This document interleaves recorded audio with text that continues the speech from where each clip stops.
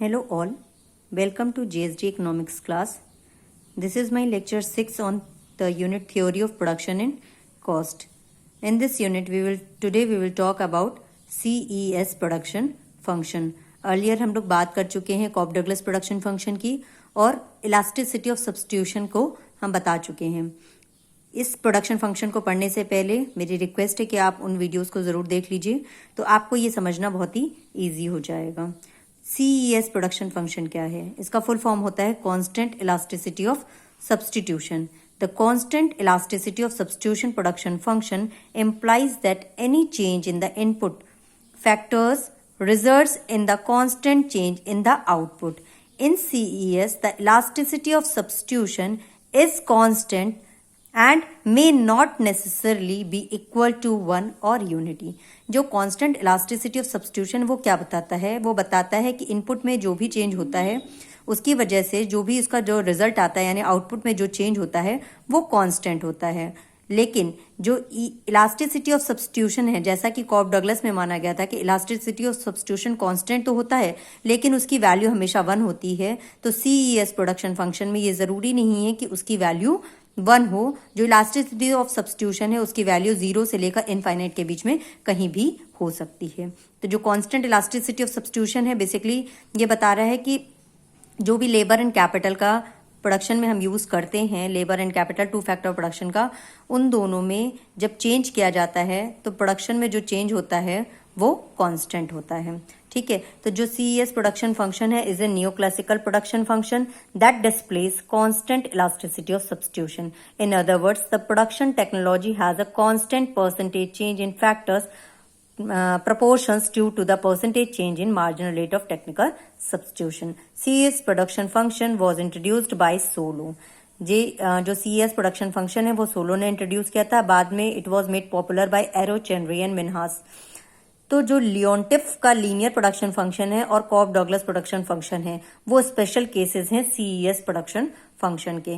तो जो मैंने इलास्टिसिटी ऑफ सब्स्टिट्यूशन की पर जो एक वीडियो बनाया था वो बहुत ही इंपॉर्टेंट है, और कॉप डगलस वाला प्रोडक्शन फंक्शन भी, क्योंकि दोनों इसके स्पेशल केस हैं और CES को ईजिली समझने के लिए वो वीडियोस आप प्लीज जरूर देख लीजिएगा.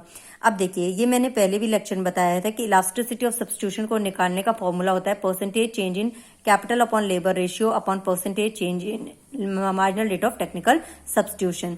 तो marginal rate of technical substitution, जैसा कि मैंने बताया था कि जो आइसोक्वेंट का स्लोप होता है वो बताता है marginal rate of technical substitution, और जो percentage change in capital upon labour है वो बताता है marginal productivity of labour upon marginal productivity of capital को. जो थीटा होता है, जो अभी इस फॉर्मूले में हम थीटा का यूज करेंगे, इसका जो CES प्रोडक्शन फंक्शन का फॉर्मूले में हम थीटा का यूज करेंगे. थीटा की जो वैल्यू होती है, theta he elasticity of substitution को दिखाता है. थीटा की जो वैल्यू होती है वो 0 से इनफाइनाइट के बीच में कुछ भी हो सकती है. चलिए अब इसकी प्रॉपर्टीज के बारे में बात कर लेते हैं. जो CES प्रोडक्शन फंक्शन है वो होमोजेनस प्रोडक्शन फंक्शन होता है. अब होमोजेनस प्रोडक्शन फंक्शन क्या है ये मैंने क्लियरली बताया है आपको इलास्टिसिटी ऑफ सब्स्टिट्यूशन वाले चैप्टर में भी और कॉप डगलस प्रोडक्शन फंक्शन वाले वीडियो में भी ये बताया है. होमोजेनस प्रोडक्शन फंक्शन ये होता है कि जब भी किसी प्रोडक्शन फंक्शन में, यानी जब भी हम इनपुट में चेंज करते हैं और इनपुट में जो भी चेंज की वजह से जो भी चेंजेस आते हैं उस प्रोडक्शन फंक्शन में वो फैक्टर आउट हो जाता है और प्रीवियस में जो प्रोडक्शन फंक्शन हमारे पास होता है लास्टली हमको वही मिल जाता है. जैसा कि हमने बताया था कि अगर 2 से हम लेबर और कैपिटल को बढ़ाते हैं तो कैसे फॉर्मूले में चेंज होता है, लेकिन जो अगर उसकी मतलब उसकी जो वैल्यू है वो बाहर फैक्टर आउट हो जाती है और लास्टली हमारे पास वही प्रोडक्शन फंक्शन बचता है जो स्टार्टिंग में था. इसको बोलते हैं होमोजीनियस प्रोडक्शन फंक्शन. तो होमोजीनियस प्रोडक्शन फंक्शन ही ये CES प्रोडक्शन फंक्शन है. कैसे, इसको हम आगे प्रूफ कर देंगे. और जो ये प्रोडक्शन फंक्शन है कांस्टेंट होमोजेनस का मतलब ये हो गया कि अगर हम इनपुट में n फोल्ड चेंज करते हैं तो हमारे आउटपुट में भी n फोल्ड चेंज हो जाएगा. CES production function can be extended to more than 2 inputs. जैसा कि हमने बताया कि लेबर और कैपिटल को लेकर हम किसी प्रोडक्शन फंक्शन को बताते हैं, बट CES प्रोडक्शन फंक्शन को हम एक्सटेंड कर सकते हैं लेबर और कैपिटल से, और भी ज्यादा इनपुट्स को इसमें लिया जा सकता है. The CES production function covers constant increasing and decreasing returns to scale. इसको भी हम आगे प्रूफ कर देंगे और इसकी वैल्यू 0 से इन्फिनिट के बीच में मूव करती है. चलिए अब हम इसको फॉर्मूले के थ्रू बताते हैं. इसका फॉर्मूला होता है Q is equal to function of labour and capital. यहाँ मान रहे हैं कि लेबर और कैपिटल 2 इनपुट इनपुट्स हैं। तो जो प्रोडक्शन फंक्शन है वो ये है, ए अल्फा के की power rho plus 1 minus alpha L की पावर रो और पूरे ब्रैकेट की पावर वी अपॉन में रो। तो देखिए यहाँ पे ए क्या है, ये टोटल फैक्टर प्रोडक्टिविटी है। टोटल फैक्टर प्रोडक्टिविटी क्या है, ये हम आपको कॉफ डगलस प्रोडक्शन फंक्शन में बता चुके हैं, यानी लेबर की, कैपिटल की, और उसमें टेक्नोलॉजी भी होती है। जैसा कि मैंने बताया था कि लेबर और कैपिटल मान लीजिए दो फैक्ट्रीज में सेम लगे हुए हैं, लेकिन किसी फैक्ट्री में अगर ज्यादा प्रोडक्शन हो रहा है तो इसका कारण है वहां पे अच्छी टेक्नोलॉजी का यूज हो रहा है। लेकिन इस ए की वैल्यू कॉफ डगलस भी कांस्टेंट मानता है और सीईएस प्रोडक्शन फंक्शन भी इसको कांस्टेंट मानता है। तो ये हो गया टोटल फैक्टर प्रोडक्टिविटी, जिसमें लेबर, कैपिटल, टेक्नोलॉजी सब कुछ है, लेकिन इसकी वैल्यू क्या है, कांस्टेंट है। के आपको पता है कैपिटल है, अल्फा क्या हो गया, शेयर ऑफ द कैपिटल। जैसे कि अगर हम कहें कि 0.25% कैपिटल का यूज होता है तो ये 0.25% क्या हुआ, कैपिटल हो गया।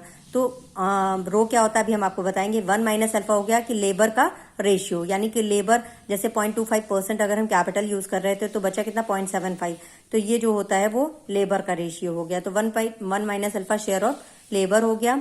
और जो पी होता है वो सब्स्टिट्यूशन पैरामीटर होता है। अब ये सब्स्टिट्यूशन पैरामीटर क्या है और ये वी क्या है, इसको हम आगे बताएंगे आपको।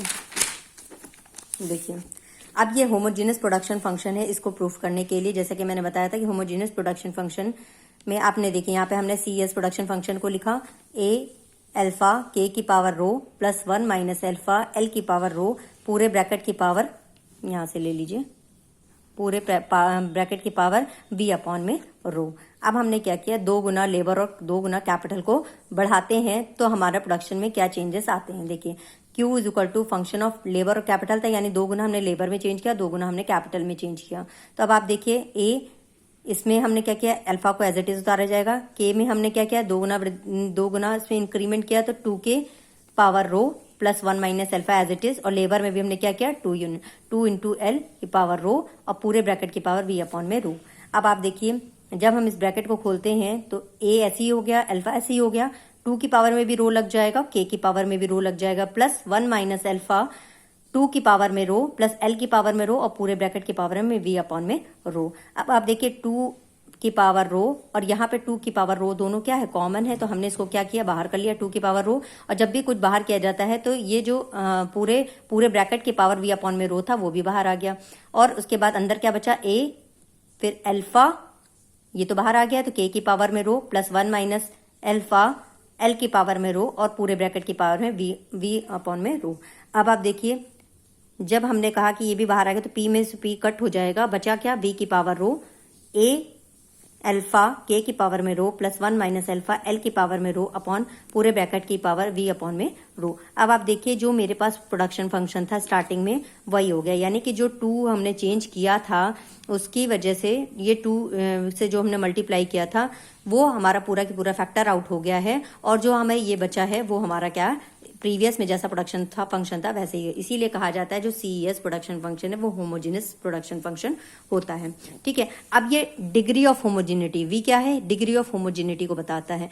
जैसा कि हमने कॉफ डगलस में देखा था यहाँ पर अल्फा प्लस बीटा था, यानी अल्फा प्लस बीटा हमारी डिग्री ऑफ होमोजेनिटी को बताता है, वैसे ही सीईएस प्रोडक्शन फंक्शन में ये वी हमारी डिग्री ऑफ होमोजेनिटी को बताता है। अगर वी की वैल्यू 1 है इट मीन्स कि ये कांस्टेंट रिटर्न्स टू स्केल का केस है। और जब v की वैल्यू 1 से ज्यादा होती है, v is greater than when increasing returns to scale का केस है।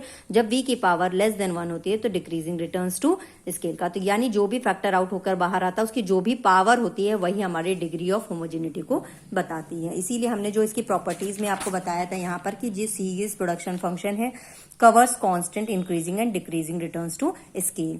CES constant elasticity of substitution words से कई बार बच्चे कंफ्यूज हो जाते हैं और वे सोचते हैं कि यार कांस्टेंट रिटर्न्स टू स्केल को ही ये कवर करता है, लेकिन यहाँ पर ये तीनों केसेस को कवर करता है। ठीक है, अब हम आपको बताते हैं कि ये जब आपको इस तरह का प्रोडक्शन फंक्शन, जैसे मान लीजिए आपके क्वेश्चन में, ऑब्जेक्टिव टाइप ऑफ क्वेश्चन में कई बार प्रोडक्शन फंक्शन में यहाँ पर जो v की वैल्यू है 1 दी रहती है। अब ऐसे में आपको ये क्लियर बिल्कुल नहीं बताया जाएगा कि ये कांस्टेंट रिटर्न्स टू स्केल का केस है, क्योंकि v की वैल्यू जब 1 होती है तो ये कांस्टेंट रिटर्न्स टू स्केल को दिखाता है। इसी तरह से अगर प्रोडक्शन फंक्शन में v की पावर 2 दे दिए, इंक्रीजिंग रिटर्न्स को दिखा रहा है, और अगर v की पावर 0.5 दे दी गई यानी ये डिक्रीजिंग रिटर्न्स टू स्केल को दिखा रहा है। अब हम आपको बताते हैं ये रो क्या होता है।